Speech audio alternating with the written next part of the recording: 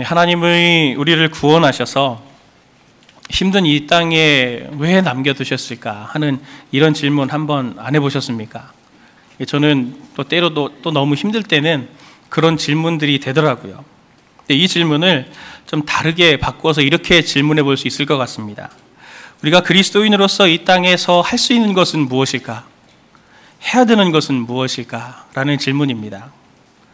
제가 최근에 차마 읽기 어려웠던 기사 제목을 제가 이렇게 봤는데 마음이 좀 힘들더라고요.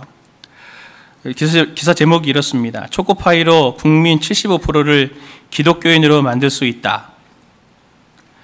믿음이 좋다 하는 한 장로님이 군대 그 공관병 갑질 사건으로 언론을 떠들썩하게 만든 후에 이런 이제 간증을 하신 것을 기사로 아주 자극적으로 좀 뽑기는 했지만, 제가 이 기사를 보면서 또 이렇게 얘기한 실제 인물이 있으니까, 이게 믿음이 좋은 장로님이시니까요, 좋다 하시는 장로님이 이런 얘기를 하셨으니까, 과연 성도가 해야 되는 것은 기독교인을 만드는 것인가?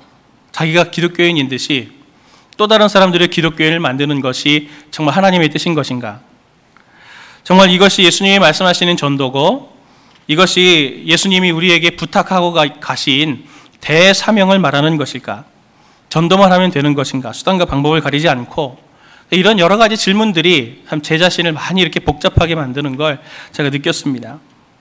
그 사건을 보면서 우리가 정말 진리를 가진 사람들이 맞나 하는 생각을 제가 하게 되었어요. 바울은 자기의 서신들을 통해서 우리 성도들이 어떤 사람들인지에 대한 것들을 아주 많은 곳에서 설명하고 있습니다. 그런데 오늘 본문에서 보면 아주 흥미로운 말로 우리를 이렇게 정의 내리고 있는 것을 볼 수 있거든요. 그것이 바로 하나님의 비밀을 맡은 자다라고 하는 이러한 단어를 쓰고 있습니다. 여기에 이 비밀은 헬라어 원문으로는 미스테리온이라고 합니다. 근데 이 단어가 우리가 영어에서도 우리가 알고 있듯이 설명하거나 이해할 수 없는 일이라는 뜻의 미스터리를 이 헬라어 단어에서 이게 어근이 된 거거든요. 어원이 된 건데, 하나님이 우리를 하나님의 미스터리를 맡은 자라고 말하고 있는데, 하나님의 이 미스터리가 무엇인가? 하나님의 이 비밀이 무엇인가? 이걸 우리가 좀 살펴보려면 고린도전서 2장 6절에서 8절 말씀의 문맥 하에서 우리가 이 단어를 잘 이해할 수 있게 됩니다. 우리 함께 고린도전서 2장 6절에서 8절 말씀을 같이 한번 보도록 하겠습니다. 같이 봅니다. 그러나 우리가 온전한 자들 중에서는 지혜를 말하노니 이는 이 세상의 지혜가 아니요 또 이 세상에서 없어질 통치자들의 지혜도 아니요 오직 은밀한 가운데 있는 하나님의 지혜를 말하는 것으로서 곧 감추어졌던 것인데, 하나님이 우리의 영광을 위하여 만세전에 미리 정하신 것이라. 이 지혜는 이 세대의 통치자들이 한 사람도 알지 못하였나니 만일 알았더라면 영광의 주를 십자가에 못 박지 아니하였으리라. 아멘. 여기에서 이 7절에 나오는 은밀한 가운데 있는 하나님의 지혜라고 말할 때 이 은밀한 이 말이 미스테리온을 그대로 쓰고 있습니다. 바울이 여기서 하나님의 비밀을 설명할 때 하나님의 비밀이 이것이라는 거예요. 예수 그리스도의 일생을 통해서 하나님은 하나님의 구원 계획을 실행하셨습니다. 그런데 그 실행하신 게 너무나 은밀하고 비밀스러운 것이라는 거죠. 만약에 사람들이 예수 그리스도라고 하는 사람, 한 사람의 인생을 통해서 하나님이 그렇게 구원 계획을 이루어 가고 계시다고 하는 것을 한 사람이라도 알았다면, 그 당시 세대에 한 사람이라도 알았다면 예수 그리스도를 십자가에 못 박는 일은 없었을 것이다. 사람들이 예수 그리스도를 볼 때, 아, 나와 별반 다를 게 없네. 나와 똑같은 목수의 아들이기도 하고, 저 사람은 배우지 못했고 나는 오히려 배웠으니 내가 더 하나님의 뜻을 잘 알지. 자기가 하나님의 뜻을 말하면 얼마나 더 말하겠어? 라고 비아냥대고 조롱하고 심지어 잡아 죽일 만큼 예수님의 인생이라고 하는 것, 예수님의 삶이라고 하는 것이 우리와 별반 다를 게 없었다는 거죠. 표면적으로는 말이죠. 그런데 실제로 예수님은 어떻습니까? 예수님의 삶에는, 예수님의 사역에는 하나님의 손이 닿아 있고 하나님의 인도하심이 있어서 마침내 예수를 통해서 하나님의 구원이 이 땅 가운데 온전히 들어오게 된 것이죠. 그걸 사람들은 알 수 없었습니다. 그 일의 모든 결국이 다 드러나기 전까지는요. 이게 하나님의 비밀이라는 겁니다. 이게 하나님의 비밀. 그러면서 오늘 본문 4장 1절에서 바울이 우리를 뭐라고 말하냐면 우리를 그리스도의 비밀을 맡은 자로 여기라 라고 말하고 있습니다. 그러니까 무슨 말입니까? 우리의 일상이 똑같아요.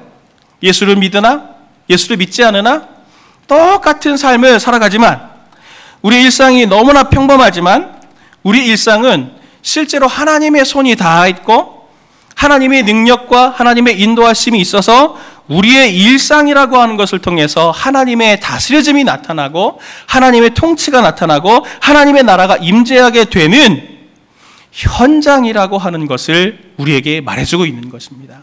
그게 하나님의 비밀이라는 거예요. 우리도 그것을 잘 알지 못하지만 우리도 그것을 잘 경험하지 못하지만 하나님이 지금 우리의 삶을 통하여 우리의 일상을 통하여 하나님이 그러한 놀라운 비밀스러운 일들을 일으켜가고 계시다라고 하는 것을 바울이 오늘 우리에게 말하고 있는 것입니다.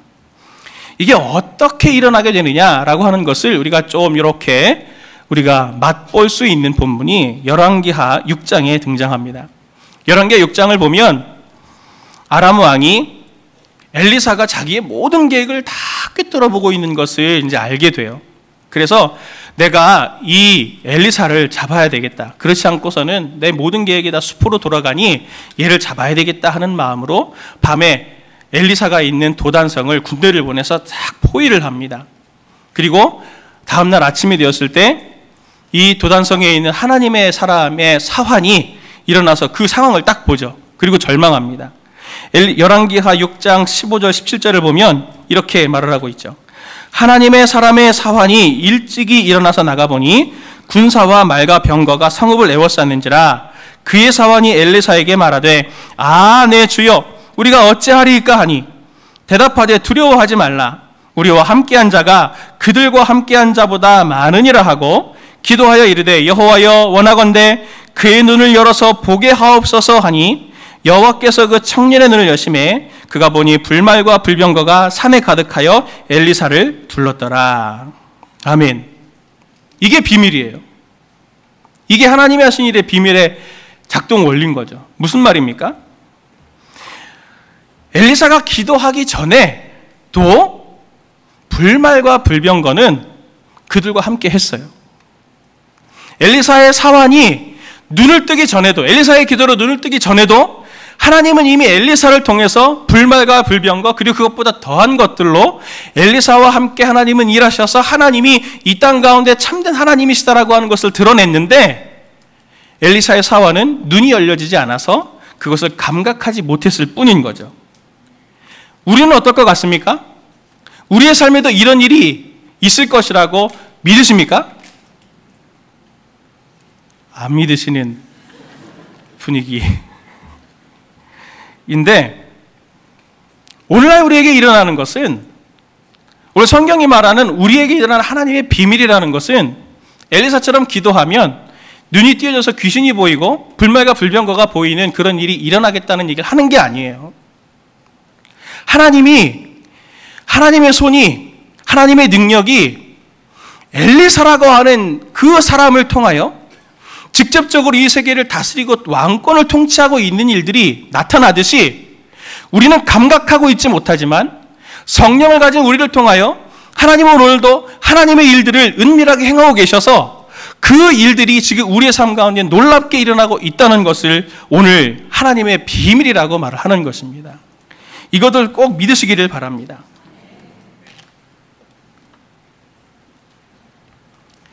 하나님의 미스테리를 맡은 사람의 삶의 모습에 대해서 제가 한 3가지 정도만 말씀을 나누고 싶습니다.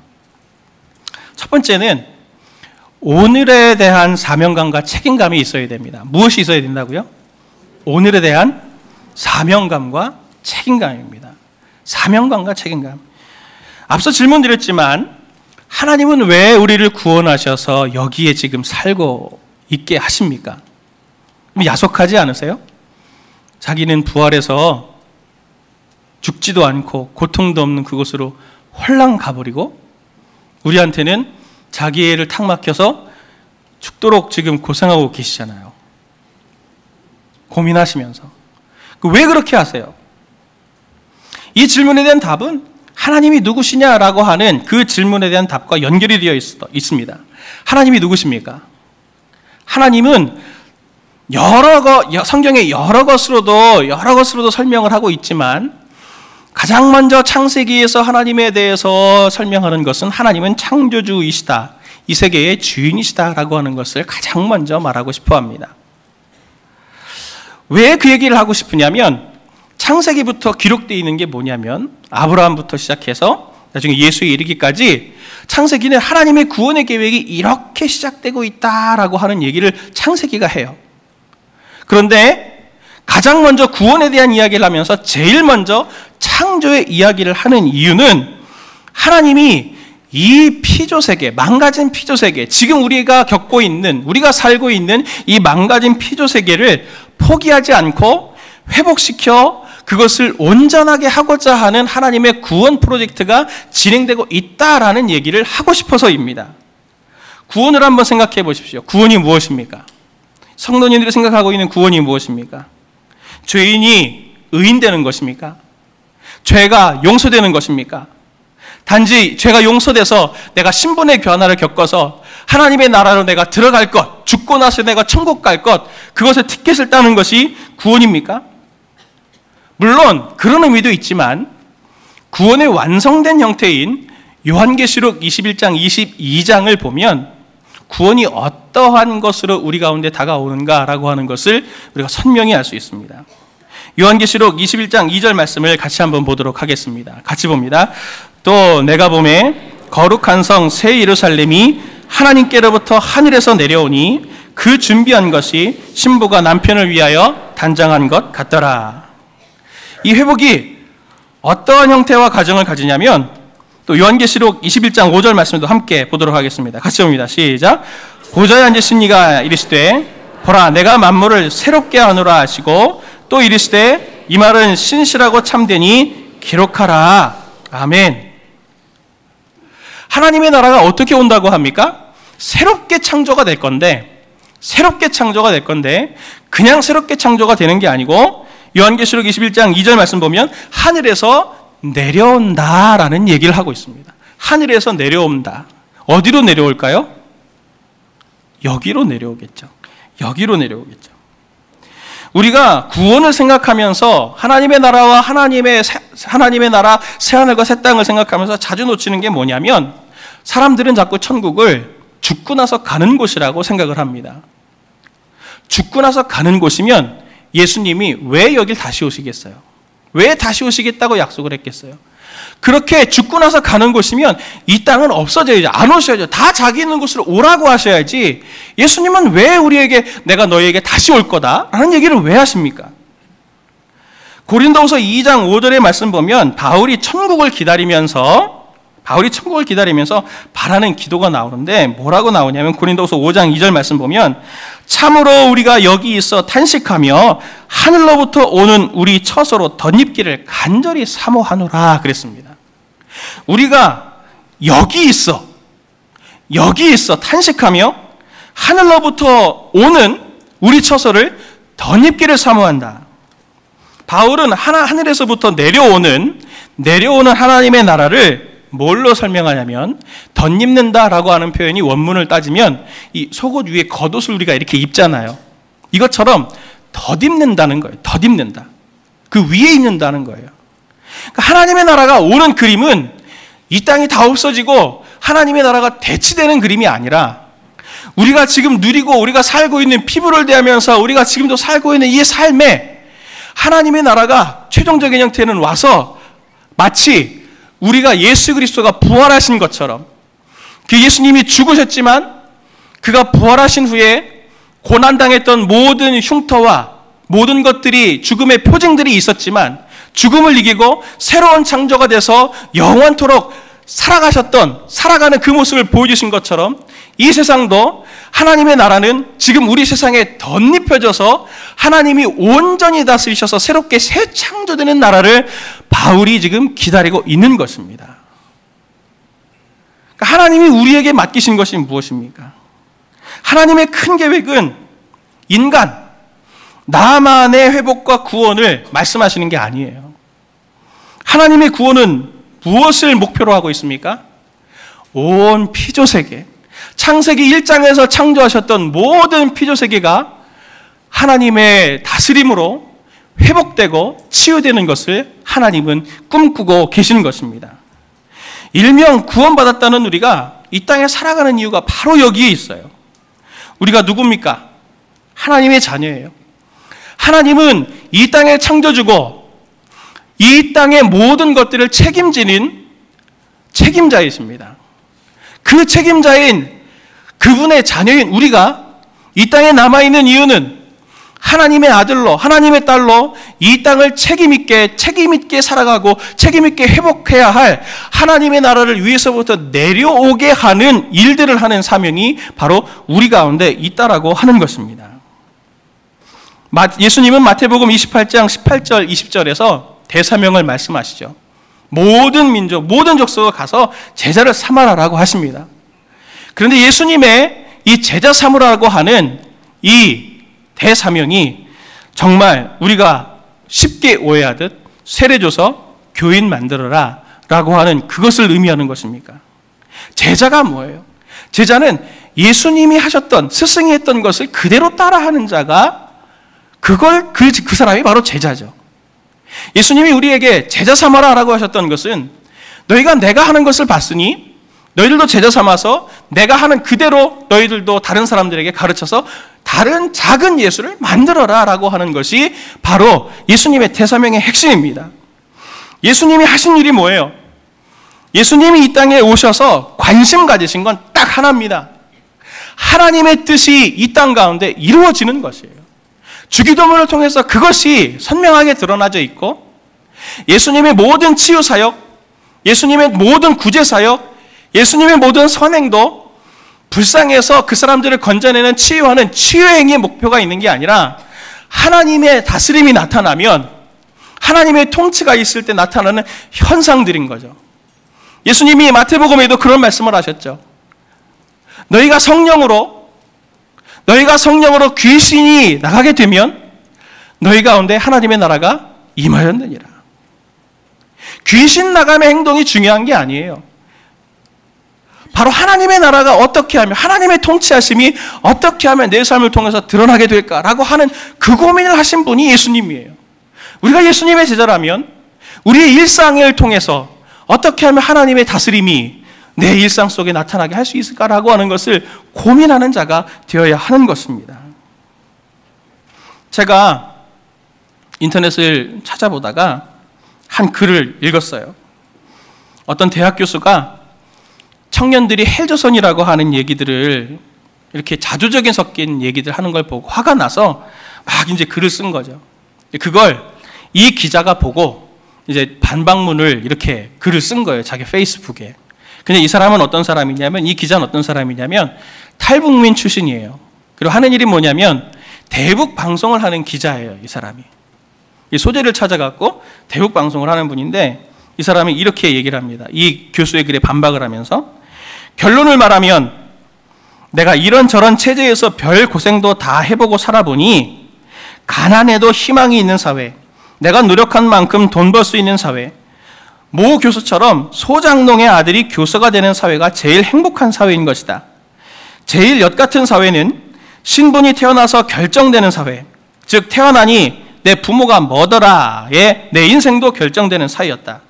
지금 북한이 그렇다고 지금의 남쪽은 안 그렇다고 할 수 있을까? 안 그런 사회가 있냐고? 그래, 없다. 그래서 천국도 없는 것이다.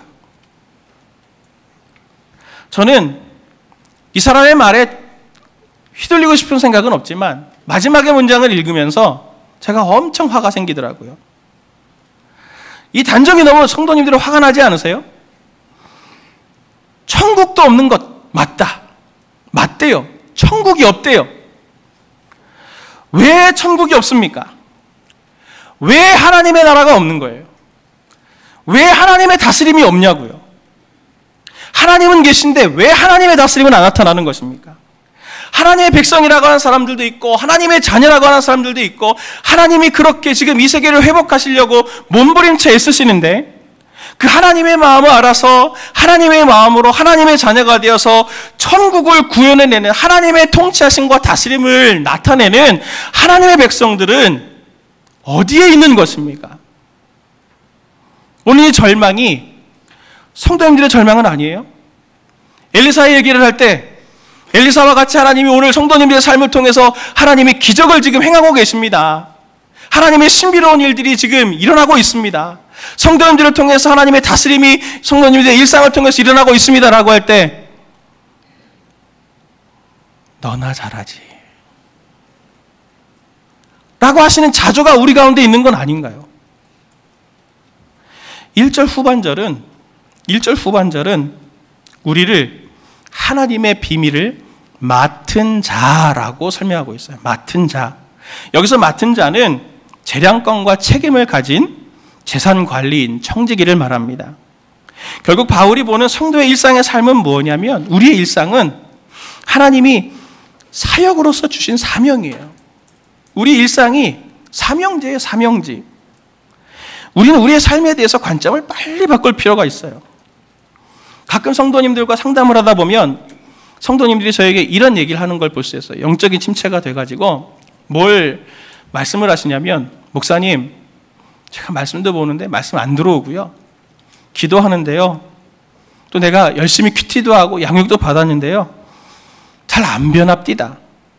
변화가 없어요. 어떻게 하면 좋아요? 또 다른 성도님은 또 저에게 이렇게 물어봐요. 제가 오래도록 기도하는데요, 목사님. 왜 하나님은 응답하지 않으세요? 제 기도에. 하나님은 왜 제 기도에 침묵하시나요? 왜 이런 영적 침체를 겪죠? 왜 이런 영적 침체를 겪냐면 자기 자신에게 함몰되어 있기 때문이에요. 성도님들의 일상에 함몰되어 있기 때문이에요. 우리는 구원을 개인적인 측면에서만 자꾸 생각을 해요. 신앙생활도 개인적인 영적 성숙, 자신의 일상에 파묻혀서 내가 안 되는 것들을 하나님 앞에 기도 제목으로 내놓고 하나님이 이것을 응답해 주십시오. 이것이 응답되기를 원합니다라고 하는 개인적인 일상에 대한 욕구, 이런 것들을 하나님 앞에 자꾸 개인적인 측면에서의 구원만 자꾸 생각을 해요. 그런데 미국에 젖을 가고 또 교수였던 존 A. 쉐드라고 하는 사람이 이런 말을 했더라고요. 배는 항구에 머물 때 언제나 안전하다. 그러나 배는 그러라고 만든 것이 아니다. 사랑하는 성도님들, 왜 우리는 성숙해야 됩니까? 왜 우리는 예수님을 닮아야 됩니까? 왜 우리의 기도가 응답이 되어야 됩니까? 무엇을 위해서입니까? 나를 위해서라면 그것은 심각한 잘못 살고 계시는 삶이 되는 것이죠. 하나님은 내 일상을 통해서 내게 맡겨주신 재량권들이 있잖아요. 그 재량권들을 가지고 하나님의 다스림을 나타내라고 하나님이 우리의 삶을, 일상을 사명으로 주신 거예요. 그래서 그 재량권을 따라 할 수 있는 대로 그의 아버지이자 이 땅의 주인인 하나님의 다스림과 통치하심을 책임감 있게 내 일상에 구현해내야 되는 거죠. 그러니 그게 구현이 되면 우리 성도들은 윤리가 필요 없어요. 도덕이 필요 없어요. 법이 필요 없어요. 그것보다도 훨씬 높은 수준의 하나님 나라의 윤리, 하나님 나라의 생활 법칙이 될 거니까요. 오늘 성령을 가진 우리가 이 땅에 사는 삶은 앞으로 누리게 될 하나님의 나라를 내려오게 하는 거예요. 예수님이 사역하실 때 예수님의 삶을 통해서 기적을 경험하고 치유를 경험하고 회복을 경험하고 마음의 눈물을 닦아짐을 받은 사람들이 경험한 게 뭐예요? 마음이 뜨거워졌어요. 예수님을 통해서 하나님의 나라를 경험하게 되니까 그들에게 소망이 생긴 거예요. 와, 하나님의 나라가 가까이 오겠구나. 지금까지는 절망이었는데 하나님의 나라가 가까이 올 테니 그 나라가 오면 얼마나 더 행복할까라고 하는 꿈에 부풀었는데 성도님들의 삶을 통해서 하나님의 나라의 다스림이 나타난다면 천국은 없다. 그래, 그게 맞아. 라는 얘기가 나오겠습니까? 이 세상 가운데. 우리는 거대 담론일수록 우리가 할 수 있는 게 별로 없어요. 그러나 성도님들에게 하나님께서 재량권을 주셨잖아요. 재량권을 주셨잖아요. 하나님이 성도님들에게 주어주신 재량권의 영역에서 우리는 질문해야 되죠. 하나님, 이 상황이면 어떻게 하시겠습니까? 하나님이 저와 같은 부장님이라면 어떻게 하시겠습니까? 하나님이 저와 같은 사장님이라면 어떻게 하시겠습니까? 하나님이 저와 같은 학생이라면 어떻게 하시겠습니까? 라는 질문을 해야 될 거 아니에요. 그게 하나님의 나라를 이 땅 가운데로 내려오게 하는, 그래서 우리와 함께 더불어 사는 사람들로 하여금 하나님의 나라를 꿈꾸도록 만드는 사역이 되는 것인데, 우리는 내 자신 가운데 함몰되어 있는 것은 아닌지 점검해 볼 필요가 있습니다. 두 번째로 부탁드리고 싶은 게 뭐냐면, 결산을 기다리며 충성을 해야 됩니다. 결산을 기다리며 충성을 해야 됩니다. 2절 말씀을 직역을 하면, 거칠게 직역을 하면 이렇게 번역을 할 수 있습니다. 더욱이 재산 관리인에게 요구되는 것은 그에게서 신실함을 찾는 것입니다. 2절 말씀에 이 뉘앙스를 한번 깊게 묵상해 보셨으면 좋겠어요. 청지기에게서 주인이 찾을 게 하나 있는데, 그게 뭐냐면 충성, 신실함이라는 것입니다. 이게 무엇을 말하는 것입니까? 하나님이 성도님들에게 일상이라고 하는 것을, 재량권을 주셔서 맡기셨어요. 맡긴 것이 있으면 주인은 어떻게 하겠습니까? 그것을 결산할 날이 분명히 온다는 것이에요. 바울은 오늘 본문 고린도전서 4장 3절에서부터 5절까지 이렇게 말하고 있습니다. 우리 같이 함께 볼까요? 쉬운 성경으로 같이 함께 보도록 하겠습니다. 같이 봅니다. 나는 여러분들에게 판단을 받든지 세상 법정에서 판단을 받든지 전혀 개의치 않습니다. 심지어 나 스스로도 나를 판단하지 않습니다. 나는 양심에 걸리는 것이 조금도 없습니다. 그렇다고 해서 내가 흠이 없다는 말은 아닙니다. 나를 판단하시는 분은 주님이십니다. 그러므로 여러분은 때가 되기 전에 아무것도 판단하지 말고 주님께서 오실 때까지 기다리십시오. 주님께서 어둠 속에 감추어진 것들을 밝히 나타내시며 사람들의 마음속에 있는 생각까지 드러내실 것입니다. 그때 각 사람은 하나님에게서 칭찬을 받을 것입니다. 아멘. 바울이 여기서 자기 자신을 재산관리인으로 여기면서 마지막 때에 하나님의 결산과 하나님의 판단을 기다리며 나는 산다. 나도 심지어 나 자신을 판단하지 않는다. 라고, 사람들이 나를 어떻게 평가하든 나는 하나님 앞에서 판단을 받을 것이지 그 판단들에 내가 휘둘리지 않을 거야. 라고 하는 얘기를 하고 있어요. 우리가 자주 놓치는 게 뭐냐면, 우리에게 있는 권리만 생각해요. 성도님들의 통장 안에 있는 그 돈도 권리고, 성도님들이 가지고 있는 위치와 포지션도 권리예요. 하나님이 맡기신 거죠.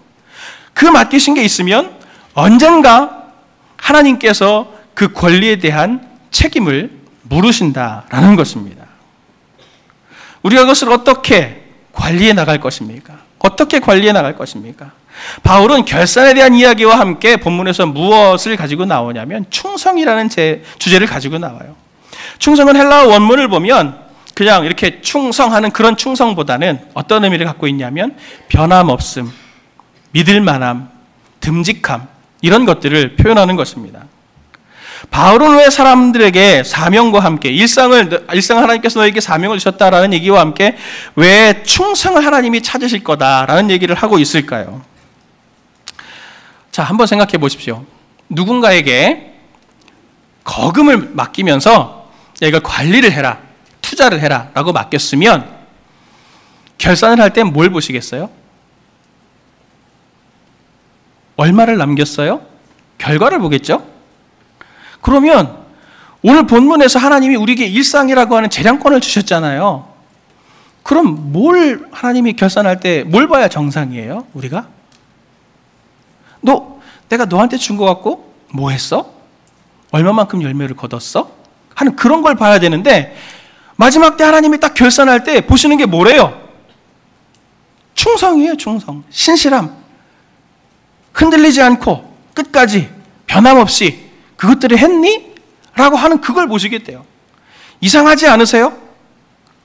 이것도 우리가 놓치고 있는 함정이에요.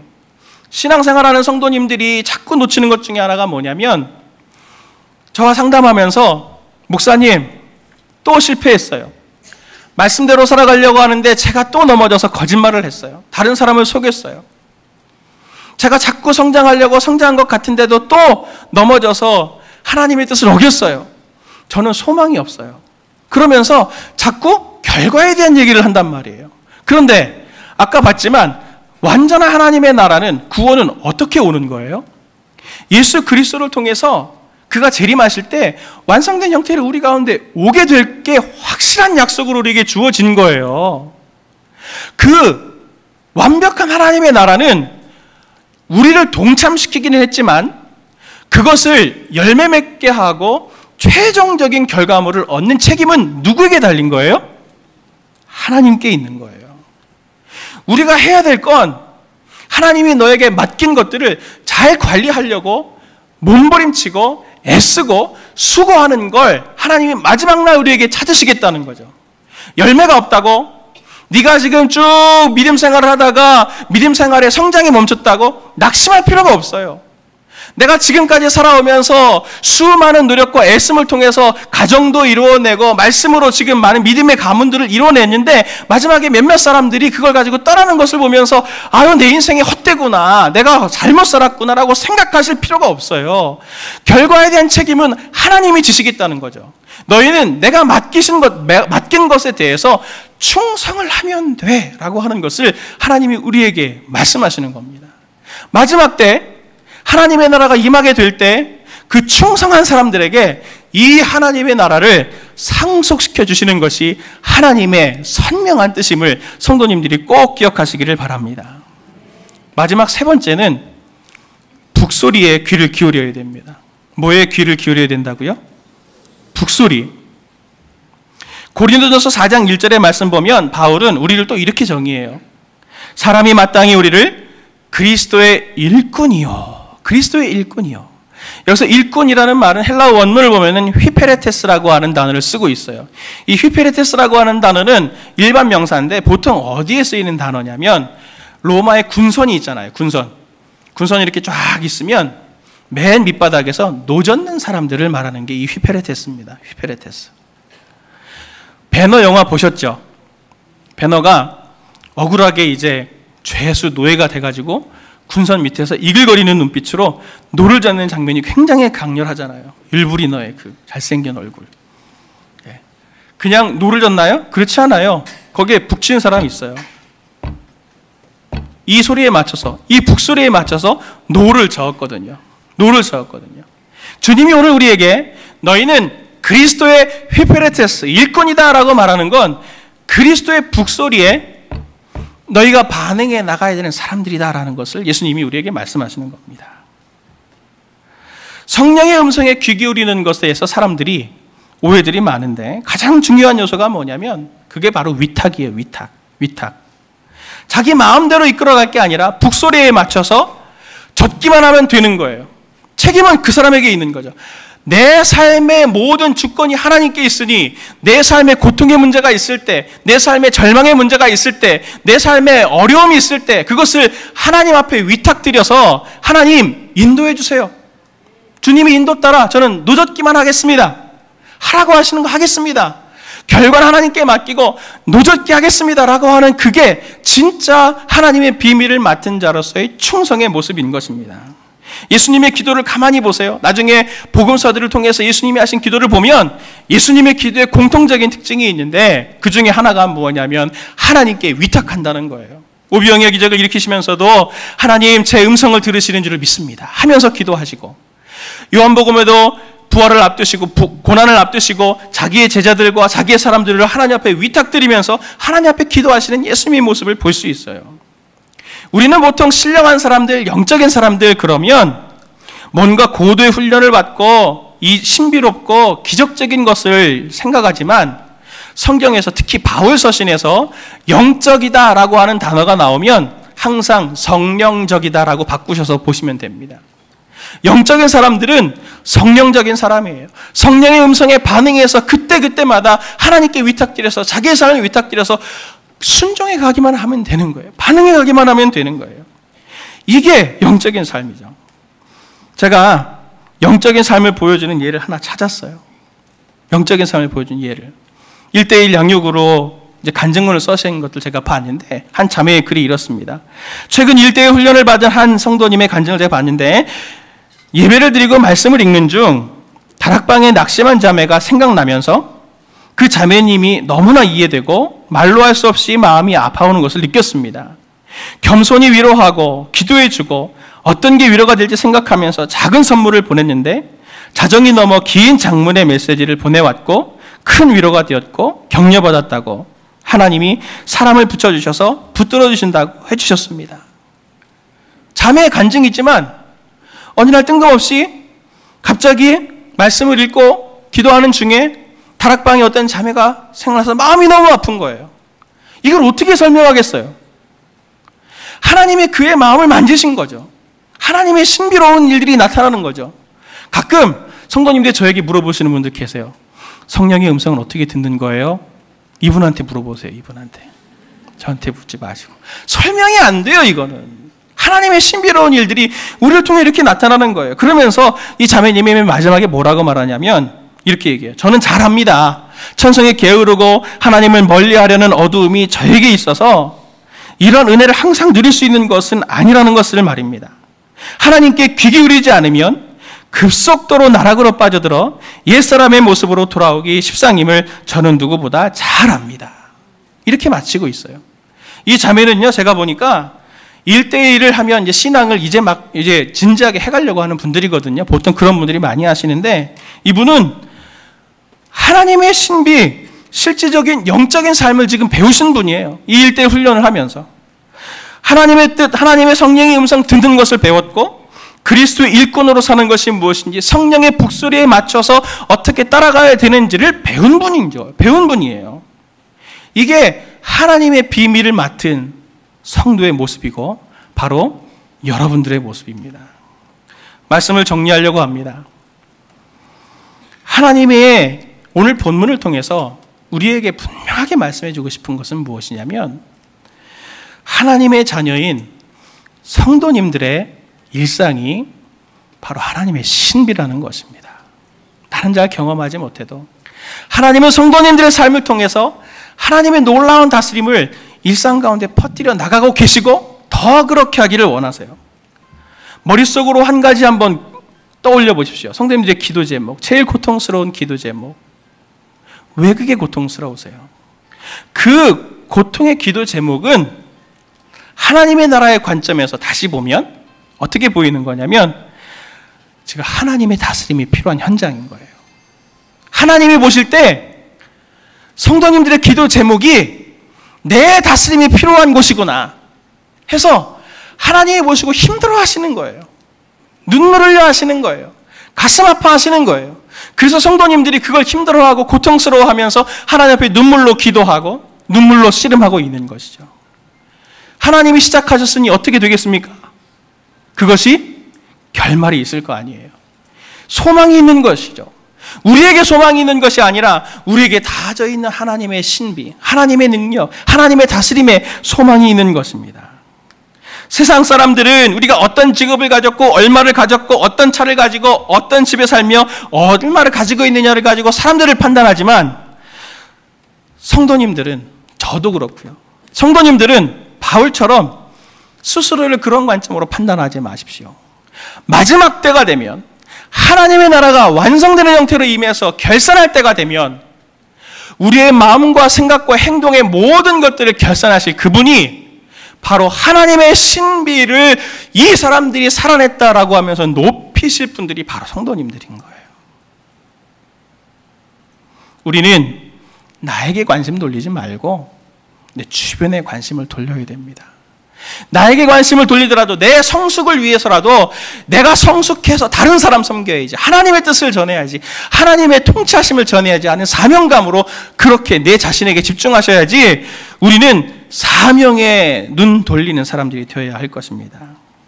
사랑하는 성도님들, 제가 이 자리에 있는 성도님들에게 성령으로 정말 경건하게 하나님의 뜻에 순종하려고 하는 성도님들에게 바울의 말을 들어 이 말씀을 꼭 드리고 싶습니다.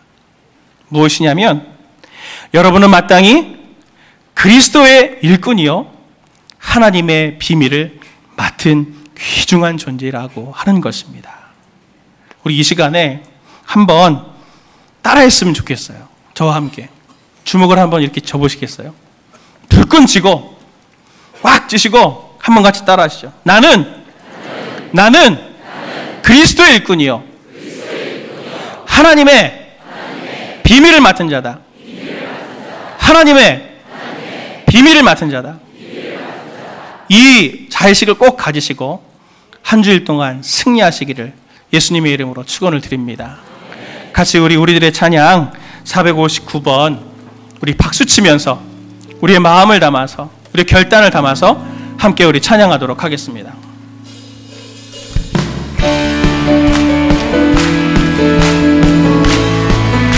온 세상 창조주 온 세상 창조주 온 세상 구원자 모든 것 이기신 능력의 온 세상 창조주 온 세상 창조주 온 세상 구원자 모든 것 이기신 능력의 한 번 더 온 세상 온 세상 창조주 온 세상 구원자 모든 것 이기신 능력 온 세상 창조주 온 세상 창조주 온 세상 구원자 모든 것 이기신 능력의 모든 만물 모든 만물 주를 찬양해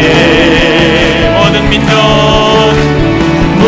민족 주께 경배해 모두 승리하리 열방 얻게 되리 하나님께서 통치하신 모든 승리하리 열방 얻게 되리 위대하신 왕 여호와 온 세상 창조주 온 세상 창조주 온 세상 구원자 모든 것 이기신 능력의 온 세상 창조주 온 세상 구원자 모든 것 이기신 능력의 모든 만물 주를 찬양해 모든 민족 주께 경배해 모두 승리하리 열방 얻게 되리 하나님께서 통치하신 모든 승리하리 열방 얻게 되리 위대하신 왕 여호와. 우리 이 시간 같이 한번 다 같이 일어나서 우리 함께 찬양했으면 좋겠습니다. 이 시간 우리 같이 일어나서 박수치며 다시 한번 찬양할 때 두 가지를 생각했으면 좋겠어요. 우리 가사를 먼저 생각하면서 또 우리의 지금 기도 제목들이 있으시잖아요. 그 하나님 앞에 위탁드렸으면 좋겠어요. 온 세상의 창조주이신 하나님이 내 기도 제목 가운데 다스려 주옵소서. 그래서 그것으로 내 삶에 하나님의 신비가 나타나는 것을 열방에 보게 하여 주옵소서. 같이 우리 기도 제목을 담아서 우리 박수치면서 다시 한번 이 찬양 하도록 하겠습니다.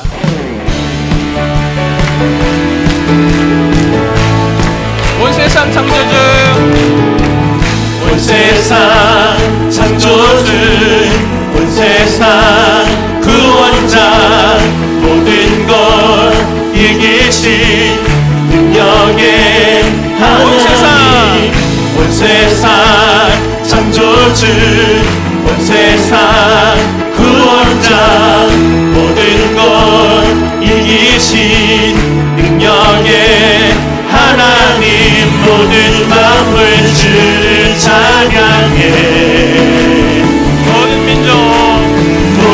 민족 주께 경배해 모두 승리하리 열방 얻게 되리 하나님께서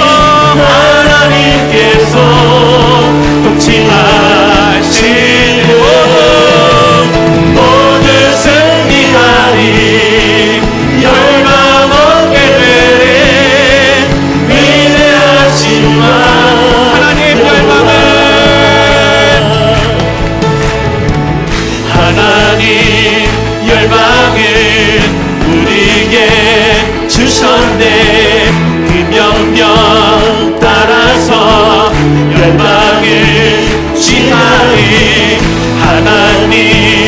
열방을 우리에게 주셨네. 그 명령 따라서 열방을 취하리. 모든 만물 주를 찬양해.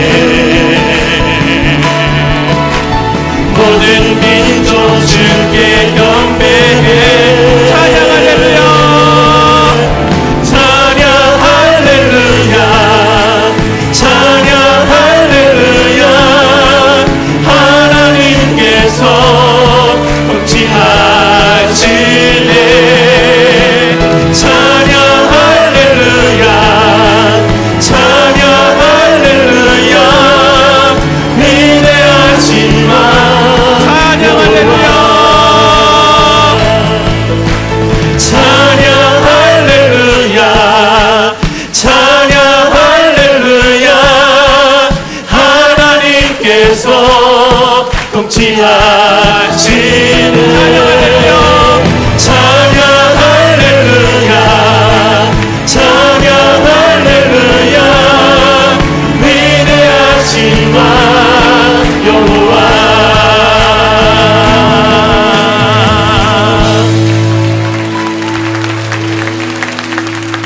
기도하겠습니다. 하나님, 우리 여기 있는 우리 성도님들을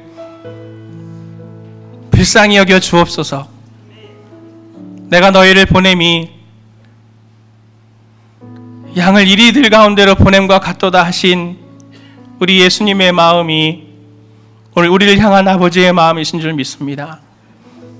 일상이 무거운 짐이고 많은 부채와 경제적인 문제, 미래가 없는 절망의 문제, 들리는 사회의 소식들은 우리를 정말 위축되게 만들지만 분명하게 우리에게 약속하신 우리 하나님의 나라는 올 것이고, 그 나라를 오게 하려고 오늘 우리의 일상을 주님께서 맡기셔서 너희가 그 일상 가운데 나의 통치를 나타내기를 원한다, 우리에게 말씀하시는 하나님이신 줄 믿습니다.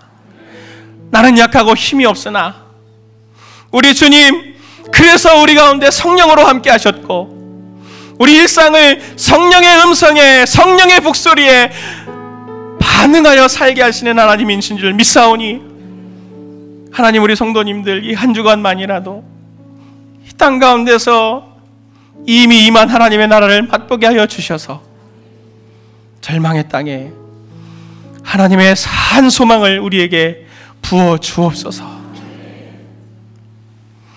이제는 우리 주 예수 그리스도의 은혜와 성부 하나님의 극진하신 사랑과 성령 하나님의 감화, 감동, 위로, 인도하심의 은혜가 우리에게 주신 일상이 아무리 작아도 그것 가운데 세상이 알 수 없는 놀라운 하나님의 섭리와 다스림이 나타나는 통로로 삼으사 마침내 영광스러운 하나님의 나라를 우리에게 물려주시려고 하는 하나님의 그 약속을 믿고 오늘도 이 한 주간도 믿음으로 살아가고자 마음에 결단하는 사랑하는 모든 성도님들 머리 위에 이제로부터 영원토록 함께 하시기를 간절히 축원하옵나이다. 아멘.